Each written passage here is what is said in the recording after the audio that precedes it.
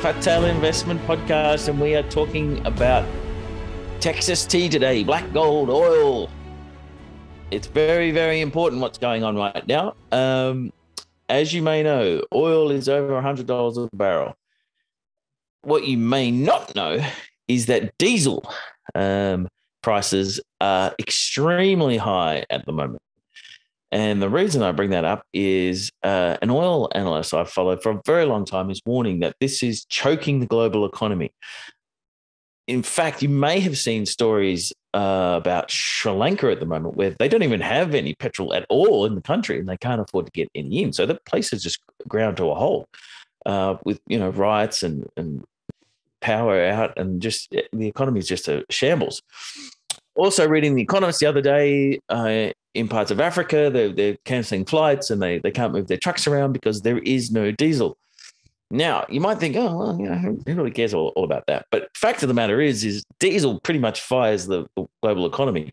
The oil industry calls diesel and jet fuel middle distillates, and these are extremely hard to come by at the moment, mainly because while there's oil around, it can't get through into the refineries because just with the aversion to fossil fuels and the structure of the industry, a lot of refineries have closed over the last few years. And so that's left the world short. So why do we care? Well, these are input costs for businesses that use it, for farmers trying to grow food with prices skyrocketing all over the place. So it's really, really important. And stocks get hit when stuff like this happens. A big example over in the US was Target recently came out and said they had $1 billion in extra costs that they didn't expect from their trucking and freight division. Fell 25% on the day. So any stock that has this as an input is of concern. Now, here in Australia, that to me puts Qantas right in the crosshairs. Now, everyone's like, oh, yeah, travel's coming back and et cetera, et cetera. But if this stress continues, there's no doubt that airlines are going to be paying a lot more money for their fuel to fly around the place. Anyway, that's the introduction. We want to get the man on the ground who follows all this and has done so for an extraordinary 50 years. So Philip Verleger is a guy who runs his own consultancy business over in the US. As I said, I've followed him for many, many, many years. He was kind enough to give us his time. And for 77, he is just bursting with energy. And it's great to see. So, and engage with what's going on. And he's been publishing his weekly report for decades, in fact. So he has seen every single oil disruption since the 1970s. Obviously, with Russia, Ukraine war going on, that's also important. So big things today. We're talking oil and what's going on in the oil market, what it means for economic growth, and why Philip is so worried. So here he is, Philip Verleger. Well, Phil, this is an absolute thrill for me because, as I mentioned to you in my email to you, I've followed you now for 5 years at least, I think. And I guess the oil industry has become a little bit obscure more than it was. So I'm a bit strange in that way. But you are now warning that there's a serious recession coming with all your experience, and it's led by this diesel disruption. Can you explain to us why this is so serious from all your experience? Well, I'll try. And prompt me when you see I'm missing something. But you start from the very basic point that everybody in finance understands. Inflation has gotten out of hand. And the central banks around the world focus almost exclusively on inflation. The U.S. central banks also has an employment target, but that's irrelevant right now because essentially we're short a couple of million workers. And so the question becomes one of what are contributing to the inflationary forces. One of them is the amount of money that was put out to fight COVID. The U.S. central bank's balance sheet's now about $9 trillion. They're going to cut it by $1 trillion over the next year. So, that's taking the punch bowl away. That's going to squeeze things. But the other side of this, the difference, having watched the 73 to 79, 80 crisis, is that we have some real physical constraints. Now, there's been a lot of publicity on the logistic crisis, the ships backing up in Los Angeles Harbor and every place else. What has been missed is the inability to make diesel fuel, which is the critical fuel for the global economy. You need it to move trains. You need it out in Western Australia to move the metals. You need it every place across Australia. You need it here. You need large volumes of it. And diesel fuel consumption is strong because the economy is recovered. Gasoline consumption is still pretty weak. And it is really this inability to make diesel fuel at least the diesel fuel that is mandated by the environmental types. Now, we've all seen trucks going up hills, belching black smoke. You don't see much of that anymore because everybody took the sulfur out. But taking the sulfur out is an issue. It's a constraint. It takes natural gas and it takes special kinds of refining capacity. And that's all in very short supply. So let me jump in there. In 2018, you put out a piece warning about new shipping rules, environmental rules that were to come in 2020 that had the potential to spike oil. Is the situation we're in now a continuation of that trend that you spotted all those years ago? Yes. Doesn't seem like all those years ago, but in 2018, I started watching what were called the IMO rules, International Maritime Organization rules. And they had actually at around 2010 or 29 issued rules saying that they wanted to take sulfur in marine fuels from 2.5% to 0.5%. And they had some consulting studies done, which showed that in fact that was feasible. Now I started looking at this. The International Energy Agency was also looking at this, and you looked at it and said, this could really constrain the supply of diesel fuel to the rest of the economy, because what it takes is you take a crude oil from Saudi Arabia, which produces more distillate fuel than any other crude, really, but it has a lot of sulfur, and so you have to desulfurize it. And we were short of the capacity to desulfurize it. Well, everybody ignored that, and some people like I were writing saying, hey, this could send oil prices up. This could cause a recession. We were ignored, and the rules went into effect on January 1, 2020. Now, what happened shortly after that was COVID arrived. And so suddenly people stopped using diesel. Diesel demand dropped. Jet fuel demand dropped, and jet fuel is similar to diesel fuel. It's a lighter version of the middle distillates. And so there was no problem. And everybody says, "Oh, you were wrong." I guess. And yeah, hey, one of the rules of forecasting is never put a number and a date on the same piece of paper. You broke both of them, and I broke both of them. That's right. And so we fast forward to 2022, and what we've done. Meantime, oil prices were negative.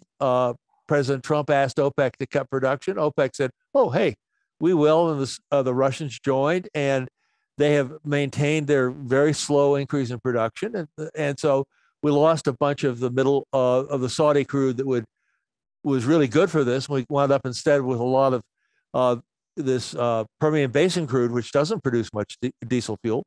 And so we get ourselves into kind of January, February of this year, and distillate inventories are going down, and the market's getting very tight. And then we get the invasion of Ukraine, and we're going to take the Russian oil off the market. Well, that's more diesel fuel. So suddenly we have a huge diesel shortage, very tight market. The premium of diesel is, which I've been following since 1986, never much more than the forward over the cash of something like 10 cents, 15 cents, suddenly spiked to $1. And that was 12 standard deviations above the mean. If you've taught statistics as I have, you say that the probability of that ever occurring is 0. Well, it has, and we're short, and we're really heading into the summer and then next fall when distillate demand increases, and we have a problem. Go ahead. I was just going to say, I remember reading your report about the 2008 spike, and I was amazed at the time to when you said in that piece that there was oil on ships just sitting there, but they weren't any good to anybody. They needed the particular type of oil to produce this kind of these products. Are we going to get a same situation where this sort of hunt for the low sulfur oil drags up the main oil crude indexes? Well, so in theory we should, and I have this little model that I developed based on the in the book that you have, the oil markets in turmoil, and I take the daily price of the products in New York, and it did a really good job of predicting the price of crude. Now, this model was developed with data in 1997, and it's extended forward. It's a model where econometrically it's conditional dynamic forecast. That is, the model knows nothing about what happened to the oil market after the end of 1997. So you have about 6,000 observations, and it came within $1 or so of predicting the price of crude up until about March 4th. Wow. Right now it says the price should be $150 a barrel. It's not. It's around 108 today, I guess. The reason it's broken apart is the backwardation in the product market. I mean, just this huge backwardation. So can you just explain that term? Most people won't know what that means. Happy to. Backwardation is a condition that occurs when the cash price is well above the forward price. And so oil, say, for delivery today could be $105 a barrel. Crude oil, say, for 2 years of 36 months forward, might be $90 a barrel. So that would be a $15 backwardation. It's the premium over the cash. And Lord Keynes, and I never can quote it exactly, but had this great comment. He's a great commodity trader. Said, look, that if there's a shortage condition, the cash price can go to a premium over the forward price of essentially infinite amount. If there's no inventories around right now, and you think there'll be plenty of stuff around 6 months from now, you could be paying double the price for the cash for the prompt, and we're almost doing that for distillate. So essentially, that's just the market saying we want it now, and if whatever's available, we're going to take it. If I'm running a trucking company and I have to make deliveries, and I'm under contract to make the deliveries today in Melbourne, if somebody says, "Well, I'll get you the diesel fuel next week," that's useless to me. I need it now. Yeah. And it's I mean, the same thing's happening here where I am in Denver, Colorado, in the Rocky Mountains. We need it now. The railroads need it now. Where do we get it? And refining capacity has been cut for several reasons, and so suddenly we just can't make the diesel fuel. So it's a really hard constraint that's going to hold down economic activity. Now, you're not sure how to describe it, but Bloomberg Javier Blas wrote an article recently where he said that for consumers, oil is already like $150 to $200 a barrel because the products that we're buying have gone up. Do you agree with that at least? Oh, yes. No, Javier is very good at kind of covering commodities where he had a wonderful piece in January where he pointed out the huge number of options on $300 crude in the Brent market. I've been following it pretty closely, and he was exactly right. So yes, I mean, this is what my model says the price should be $150 a barrel. This model is following the New York market. The crude's much lower because, in fact, credit constraints on refiners, and the fact that if I'm a refiner, I buy the oil today, I'm going to sell the product 3 months from now. I can't get that high price of distillate today for 3 months from now. I'm going to get a much lower price. Right. So yeah. it's the backwardation in the product market has driven a wedge between crude and products. That's interesting, though. But surely, if the market's panicking about diesel supplies, wouldn't it start to lock up the future price in a bid them up as well? Or it doesn't work like that? Well, it doesn't work like that. I mean, go back to Keynes. I mean, it's in the first place, the futures market has shrunk. It's about it's declined about 33% in terms of size. And part of that's banks aren't lending to these people. If I'm a banker, I'm not sure I want to cover the margin payments, I finance an oil company that's selling products today forward 3 months, because as the price goes up, that bank's going to have to come up with margins, even though it's essentially on the hedging. If it's properly hedged, it's not going to lose money. But I mean, the margin obligation on the futures market is getting to be pretty harsh. So you mentioned the forward price Javier's article in January about the algos, which is another thing that you've tracked for a while, which is kind of separate to the diesel thing. Right. Where do they come into play with all this then? Is the diesel situation sort of neutralizing their influence on the price, or are they still in the mix somehow? No, the algos are driving this thing. If you go through and do the delta margining calculation, and now I'm getting really Greek, but it's I go back to the origin of this thing because I shared a computer with Bob Merton, who invented the option pricing models back in the 60s when we were both at MIT. But if I've written a call option to somebody on Brent and the price goes up and it's a December call, I'm obligated to buy more futures to remain what's called delta neutral.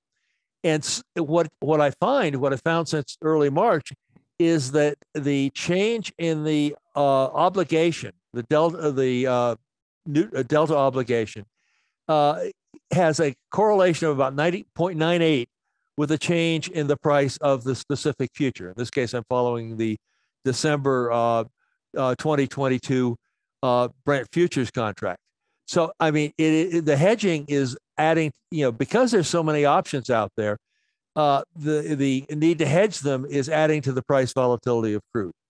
Are those options coming from like US producers hedging their actual production, or is it speculators buying calls on oil? Well, it's probably it was, as if you read Javier's January 18th article, he was talking about how a lot of traders were gambling on $300 crude. So it may have been they've taken their positions. The long positions, that is the number of calls outstanding, hasn't changed very much. But the thing is that the number of futures you have to buy to hedge those calls keeps changing as the price changes. Right. And so if the price of Brent goes up 50 cents because there's more buying for physicals, then the hedging will then magnify this. The algos will magnify this, and you'll get a $2.50 or $3 change in the price of oil. Go ahead. So this is the background to the dynamic now. You're suggesting that this is going to drive the world economy into a recession. What are we in it now? Are we on the cliff? Are we a month away? 2 months away? Or does it take like a further rise up in the prices to really tip it over? What's your view? Well, the data on physical activity lags. The best information you get on prices and markets, and I am beginning to see the signs of already slowing down, particularly in the case of distillate fuel oil. And I think we are actually, when the National Bureau of Economic Research dates this recession, they will probably say it started in either May 2022 or June 2022. It's getting underway. Today in the U.S., the stock market took a huge drop because Target, Walmart, and some other companies reported very large, very unexpected shortfalls in their income. If you look at the telltale signs, I think it started in part also because the Fed has said, "Look, we're gonna be tough." I mean, one of the points in Javier's most recent piece was that, this is only going to be a mild recession, and then the same day, Jerome Powell came out and he said, the person I admire is Paul Volcker, and yes, we are going to get inflation down. Now, I got to work a little with Paul Volcker, not much, but I was at the U.S. Treasury and I watched him, and then I had to borrow to build a house in Washington D.C. in 1982, I think. And I think I paid 15% for my construction loan. I mean, if they are serious about this, we are going to have very high interest rates because of all these constraints: the labor constraint, the diesel constraints, the what's going on in China. I mean, the Chinese lockdowns are going to work their way through in terms of limited supplies of various products. Do you think? Sorry, I was going to say, do you think the Fed has a problem with the US dollar, though? If they keep raising rates, isn't it just going to drive the dollar higher and higher? If you're running the central bank, you have to decide what your target is. And one of the things about a stronger dollar is it tends to reduce the inflationary pressure. So if I'm the Fed and if we're repeating what happened in the 1980s, I'm going to keep reducing my balance sheet, putting and squeezing that way, and and the rates are going to go up. And one of the things we're going to see is a stronger dollar. So in a sense, you're saying America first. Like if you're an emerging market economy and you've got dollar, it's kind of your problem. We're taking care of home. Well, yes. It's in the short term, it has to be America first. Now, here you get into a serious debate, and I have never participated as kind of I've been a person sitting on the wall listening to the main players talk about this. But if the world needs the strong dollar, a solid currency, that means we have to address our inflationary problem with inflation. That also means that it's going to create problems for countries of other countries that have borrowed in dollars and have floating rate interest. The other side of the emerging market problem, which I think is more severe, is that the Chinese are not part of the Paris Club. Now, the Paris Club has always worked to kind of negotiate loan agreements with countries that can't meet their loans, like Sri Lanka today. Yeah. But the Paris Club's not going to jump into this thing unless China is part of it, because the last thing the lenders in the United States and Europe want to do is take a haircut on their loans, and then the Chinese demand full payment. And we don't even know how much China has lent to many of these countries. So that makes this situation a lot more frightening. I'm just thinking, in terms of, I read, at least, I think this is true, that China is not exporting as much refined product as it has in the past. I think that's true. Is it conceivable that the US would do something similar? I mean, you only started exporting oil, what was it, 7 years ago now when Obama overturned it? Is it conceivable that the US would keep it at home? I think China has limited the exports of distillate fuel. And I was talking to a government official today, and they weren't familiar with this. And I said, look, one of the things you need to do is kind of quietly tell the Chinese, relax, allow more exports, because this will be good, A, for the world economy, and B, that means it'll be good for your exports, particularly to the United States. And I think that is much more important for to talk to the Chinese quietly, not pound the table or anything else, and get them to relax the restrictions on exports. They have a million and a half barrels a day of surplus refining capacity, so they can fill this gap. They're one of the sources. What we don't want to do is impose limits on our exports, and I don't think we'll do that because we're pushing to increase exports of natural gas, and that's caused natural gas prices at the wellhead to go way up here in the United States. But we want to replace Europe's Russian gas with our gas, and so under the current circumstances in Western Europe and with the war in Ukraine, the last thing we want to do is do something about limiting exports. Yeah, wasn't advocating, by the way. I was just wondering if you saw some push towards that. No, I think that hopefully the U.S. people in the U.S. government can walk and chew gum at the same time. When I read a lot of the stuff put out by analysts, there's a notion that oil has been underinvested in for the last 10 years, say, and that therefore it's in a structural bull market, they call it. Do you agree with that view? Well, it's the underinvestment is correct. As I think I said at the start, in the 73 to 79 or 82 crisis, we didn't have a refining problem because the major oil companies made sure there was multinationals made sure there was always surplus capacity so that prices wouldn't go up. They wanted steady prices, and they had the capacity. They've gotten out of this business. Shell only wants to own 10 refineries now. They used to own 50, and nobody stepped in. So there is a problem on the capacity side, and it's not going to get replaced. It's not going to get fixed. I don't think very many people, maybe the Saudis have invested in new refineries. Maybe some other oil exporting countries will do it to try to keep their market going. But the investment is not going to return. It's, too much, everybody's worried about fossil fuels being stranded. A lot of fossil fuels will be stranded for global warming reasons. And so it's very hard to get huge investors interested in pouring money into projects that are going to take 10 years to develop. A new refinery would take you 10, 15 years to really get going. And it's even hard to get money to reactivate a refinery. There's one of the Virgin Islands that people desperately want to bring back on, but it's so polluting that the EPA won't let them. And the amount of money they're going to have to invest in it to bring it back online is prohibitive. And the other problem is, where do you find the people to do the work? Did that use Venezuelan oil as well? That one? That was Hovesa. It was designed to use Venezuelan oil. Amarada Hess originally owned it, and then they split. They sold half to Hovesa. Then they finally shut it down. But what the people that were going to bring this thing back online were going to do was use U.S. crude.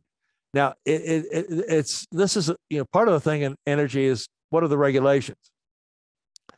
In the United States, and I think in Australia, if you move cargoes from one port to another port in the United States, it has to be moved on a U.S. flag ship. And in the United States, that U.S. flag ship has to have been built in a U.S. shipyard. This goes way back to 1920. The idea is we want to keep shipyards going so we can keep a Navy going and everything, and following through. It's called the Jones Act. It's been a problem for a long time. The St. Croix refinery is on St. Croix, which is a U.S. Territory. The Jones Act doesn't apply. So the people reactivating this thing, we're going to hire foreign flag ships, which it costs roughly a quarter to move as much on a foreign flag ship, to move the crude from Houston or Galveston to the Virgin Islands. And you could do that even if there was imports were banned. And then they were going to process it there and then bring it back on foreign flag tankers to consumers on the East Coast. And it was a regulatory wrinkle, and it's still in effect. The problem is the facility was not in very good shape, and when they powered it up, they really polluted the area around St. Croix, and they had to shut it down, and it hasn't come back up. The whole reactivation, by the way, was thought of as a way to meet some of the demands for the IMO diesel rules. This is going to be something that would help the IMO diesel rules. It would help more if we could get Venezuelan crude or Middle Eastern crude in there, which produces a bigger yield of diesel. But it's sitting idle right now. I noticed you've been writing lately that you seem to think the end of oil is going to come quicker than others presuppose. Are you basing that on the idea that governments will fund whatever they can to get rid of it, basically? It's both governments. One of the things that's amazing now is the cost of solar and most renewables is very competitive. And just early in May, it just came out. It was just became public.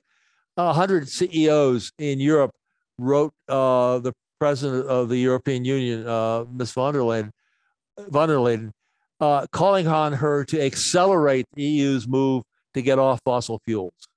I mean, it's Europe's leading the way. They've discovered they made a mistake in linking up with Russia, And so, they're going to look for other sources, but their real move is to move rapidly to not use much fossil fuel.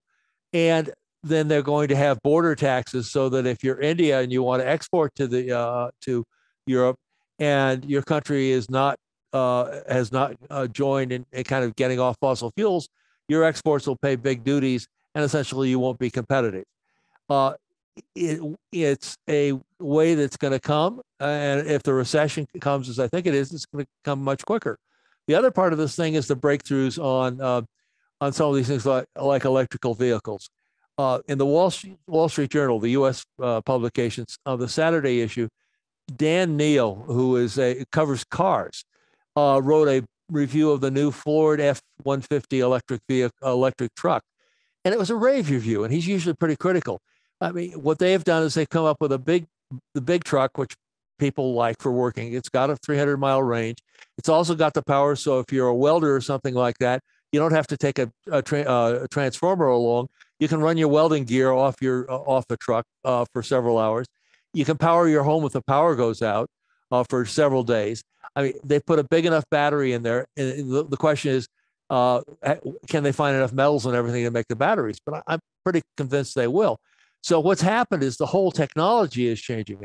Where we live here in Denver, about 1 out of every 6 cars that goes by every day is a Tesla. It's and if you look at California gasoline, taxable gasoline data, you see just a huge drop. Data just came out today in gasoline sales in the state relative to vehicle miles traveled. I think the reason is that if you have an electric vehicle, you can drive on the LA freeways on the carpool lanes and get around faster. And you also don't have to pay the high gasoline prices, so that electric vehicles are going to be used, at least within the cities and so on, at a much greater rate than everybody expects.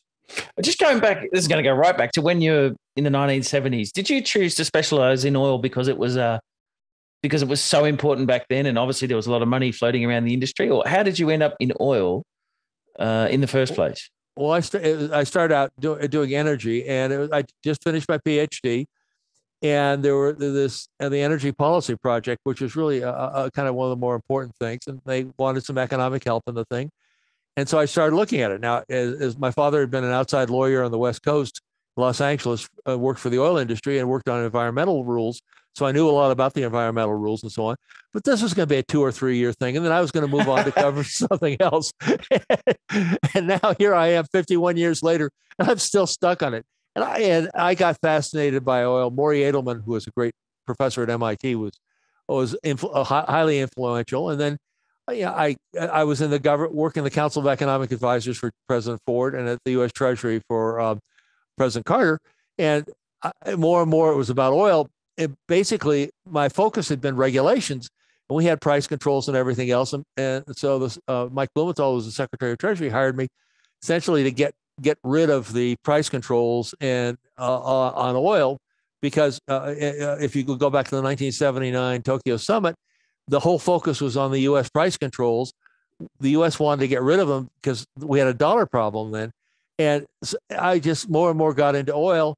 And then I was teaching for a little bit at Yale, and I got into commodity markets and wound up working with a firm on Wall Street for a little bit, helping get the WTI contract going. So I started writing a lot about commodity markets, and I've taught a lot on commodity markets, but it's always been commodity markets, oil, and everything. Somehow it always comes back to oil. Well, just thinking, if a young man came to you today, would you tell him to specialize in lithium or EVs and say, stay away from oil, like it's done? Well, yes, I would definitely, my focus would be markets. And that's what my focus has always been, markets. Markets are fun, are just fascinating, and to focus on it. And what happened in my case is I'm focusing on the oil market and what's all wrong with it and everything else. So I get more involved in oil, but it's focused on the markets. Focus on lithium. I don't think lithium is going to be as complicated, but I mean, you start digging into this. So for example, I was talking to a friend today in the government and trying to explain this distillate thing. And so most economists just think about crude oil. They don't understand that there are different flavors of crude oil, like there are different flavors of ice cream, and that some produce more diesel than others. And I didn't know until I read your stuff either. Well, and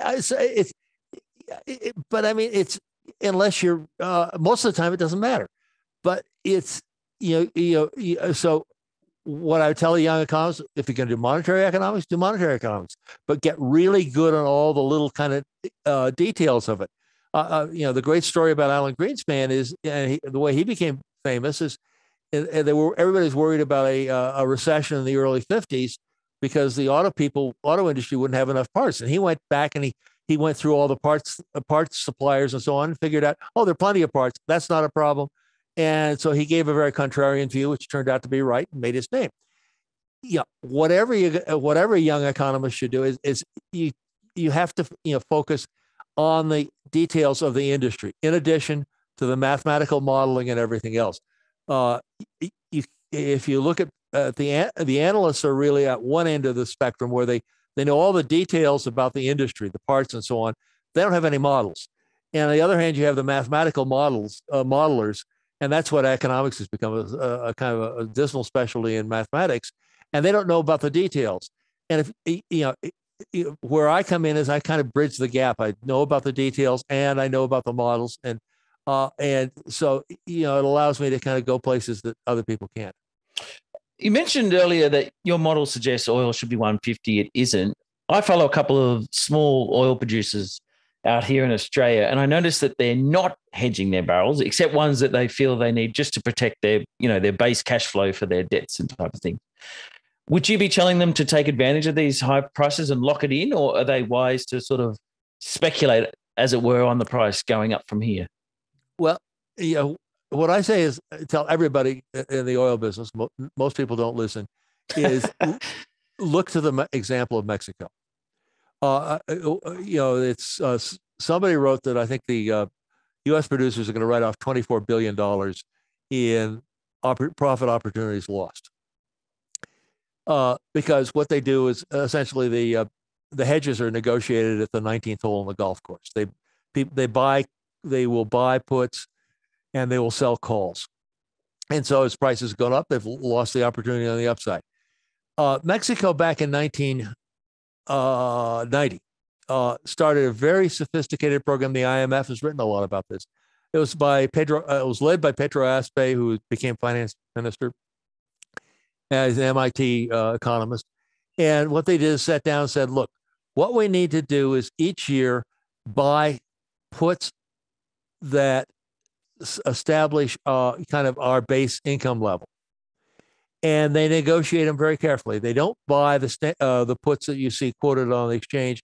They buy European puts, which are average price. So it's the average price over 3 months, average price over a year, which are much less expensive. And they negotiate them and they work it very carefully. They have 5 or 6 people. So the country is not exposed on the downside and has all the upside potential to it. And this has worked really well. And it's the way I think most companies should do it. And I think the airlines should kind of do the opposite and buy kind of some average price call options, but look at it and pick a level. And Mexico is usually several dollars out of the money, but they negotiate it with the banks. They put it out. They're brutal with the banks, I'm told, and it is protected the country as compared to look at Sri Lanka or many of these other poor countries that are now looking desperately at the high price of oil.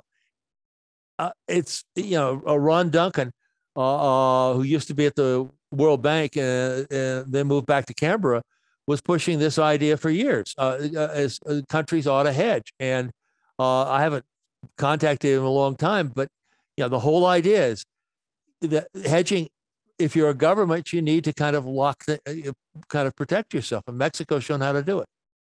So in terms of the recession, though, I take it that you think that'll eventually cut down the oil price. Oh, yeah. Oh, yes. He says. So I was looking for that paper last night because you asked me if I had the Volcker versus Yamani, oil prices in decline.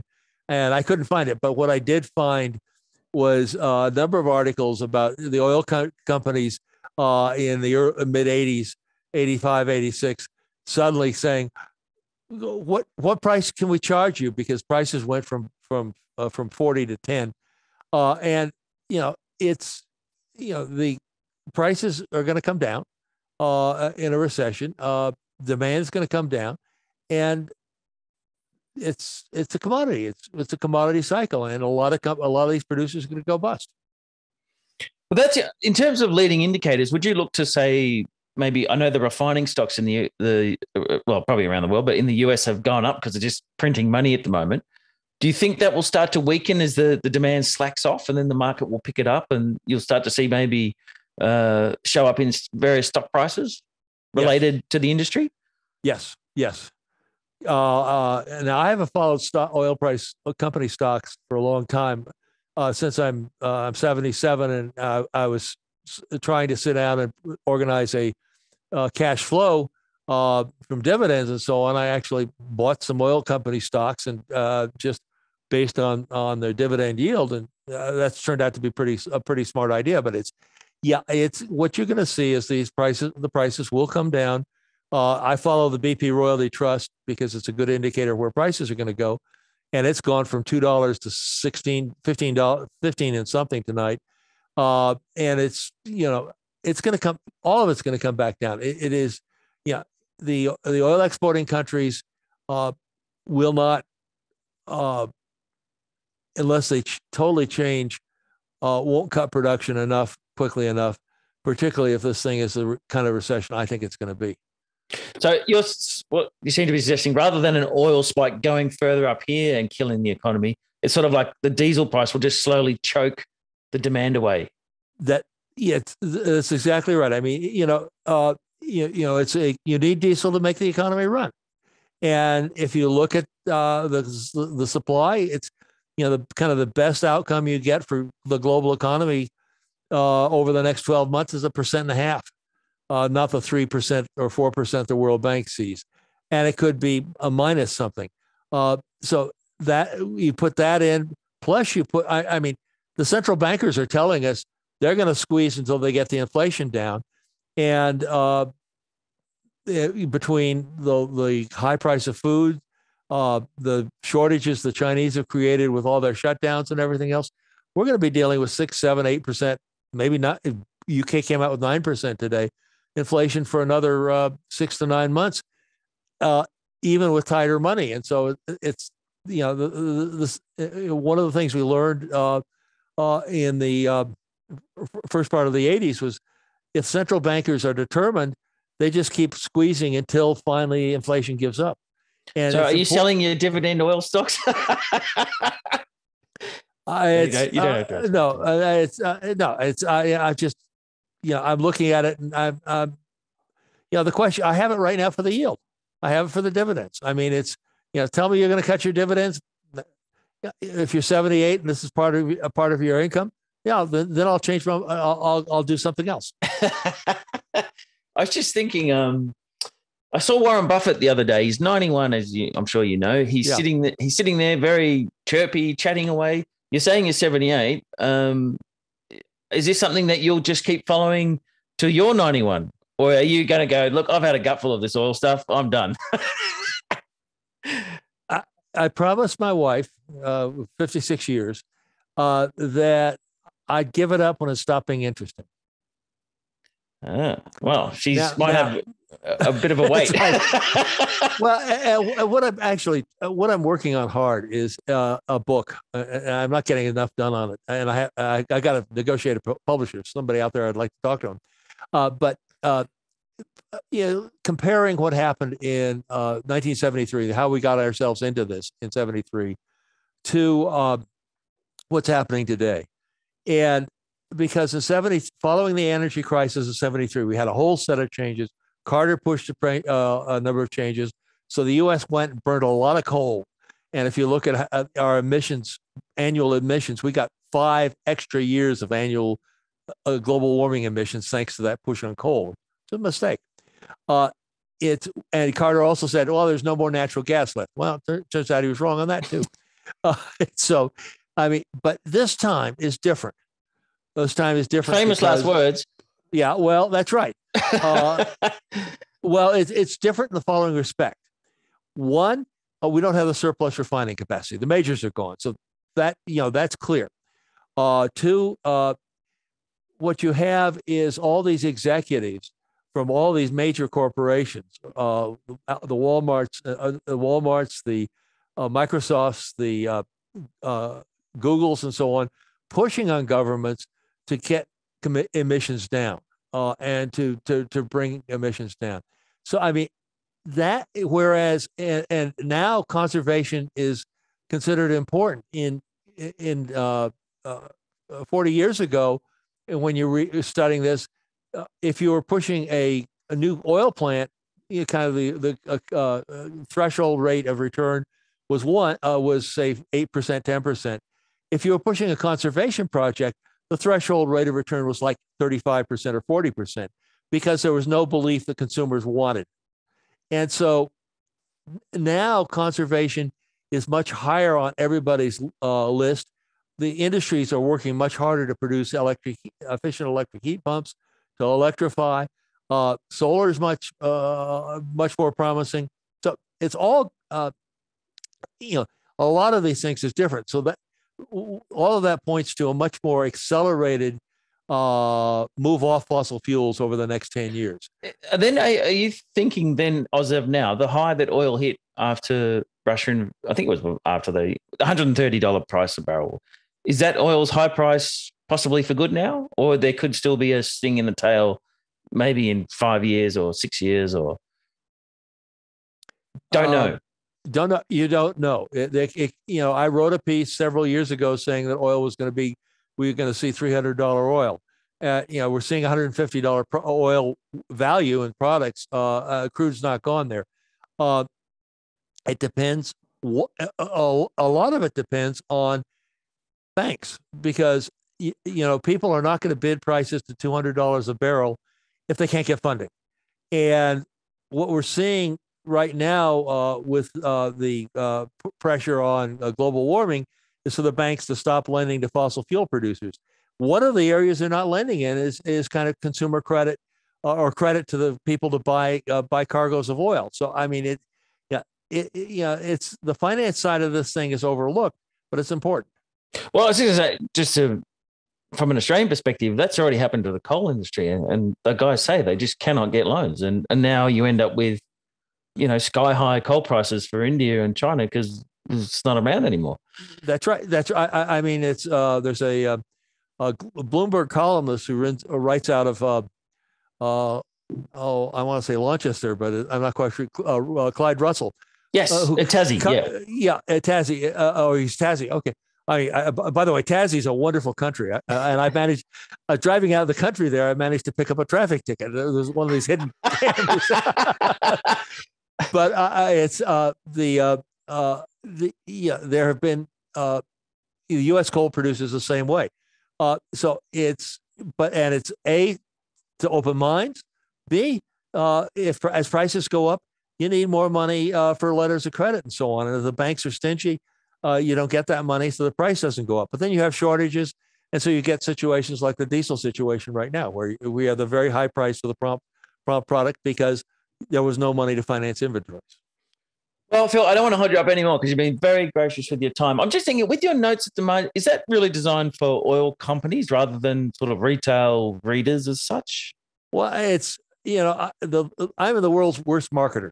I just created it and I set a price on it. But I'm always happy to talk to people, share it with people, and discuss kind of how payment schemes.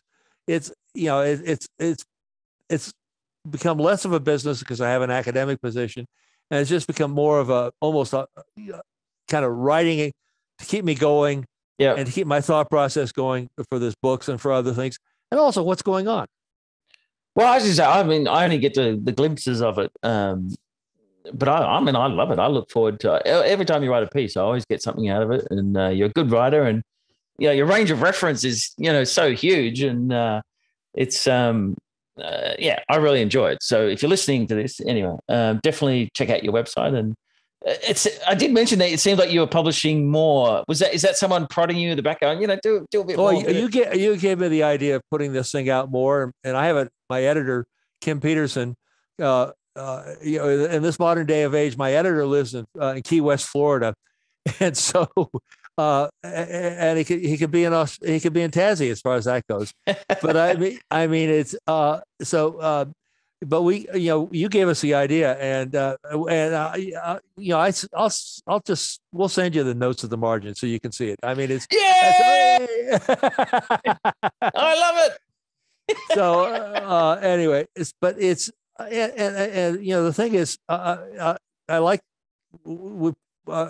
people send me emails through the website, and I try to respond to them. It's just the thing, trying to bring economics and economic thinking from monetary policy and everything else into the energy side and put it down is almost a losing game when you're talking to a lot of people in the energy sector. And I go back to talk about hedging. I spent a lot of time trying to explain to a couple of independent oil producers in the United States, names will remain anonymous, that they could look to Mexico or look to another way, and maybe they could save a few $100 million. Well, it turns out they could have saved several $1 billion. And they were utterly uninterested. All they want to do is is drill and fill, and they're going to go bankrupt. I mean, it is so frustrating. So but I just have to keep putting this thing out because a lot of people out there don't get it, and once in a while I wind up talking to very senior economic people, like on today, explaining, hey. Crude oil is like ice cream. Some of it produces a lot of diesel fuel. Some of it's not. What you want is chocolate ice cream. You really dumbed it down for them. You have to. I mean, you have to have a joke and get them laughing. Otherwise, they don't pay attention. You may not be interested in oil, as in addressing the broader audience here, but it is important. For example, when oil collapsed, and you called it in 2014 from 100 to 30. That set the platform for an expansion in the US economy, right? Because it lowered everyone's costs so much and made the US extremely competitive with the low natural gas and everything like that. So it does feed into other things. Oh yeah, I mean, this is why I went to the Council of Economic Advisors in the 70s, and my focus on this thing is as part of the economy. And my concern about the diesel problem is it's going to constrain economic growth. Well. The goal is to get 3 or 4% economic growth every year to have incomes go up and have people living, everybody having a better life. The goal is not to help some person in the Middle East get a second $500 million yacht. Super yacht. Yeah, super yacht, whatever you want. I get it. Key to the economy, and it's always has been. I mean, and the reason I went for the futures market is it helped reduce the market power of the producers. Commodity markets tend to bring prices down and help consumers. They boost production. They make it profitable to operate. So, I mean, it's basically a rational economic philosophy. The oil people get mad at me because they just want the high prices. Yeah, I bet they do. All right. Well, thank you so much. Thank you, sir. I mean, this is great. I got to get to Melbourne. It's a long flight. I got to figure out how to get a horrible flight. But yeah, when you come out, Thrifty and I will take you out for a drink and get you drunk. And one thing I've learned is I'm very careful of drinking with Aussies because you guys are better. But it's after 5 o'clock. The sun's over the yard arm here in Denver. Yep. Enjoy. It's hot. All right, mate. I'll stay in touch. Happy to help you. Thank you. Cool. Thank you so much. Ciao.